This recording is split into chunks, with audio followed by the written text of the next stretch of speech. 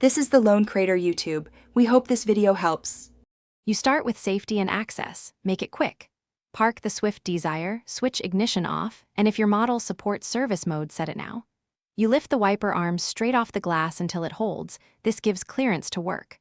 Once up, spread gloves and lay the new blade beside you.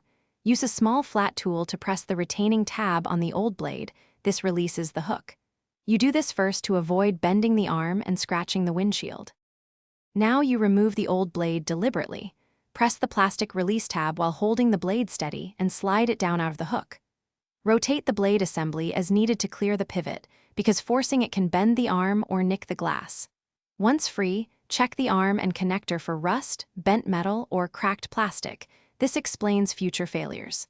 Clean the hook with a rag. If corrosion is present, a light wire brush helps. You keep parts aligned. You install the new blade by aligning its adapter to the arm hook and sliding it upward until you hear or feel a firm click.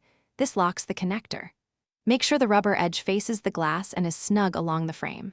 Once secured, lower the arm slowly and gently onto the windshield.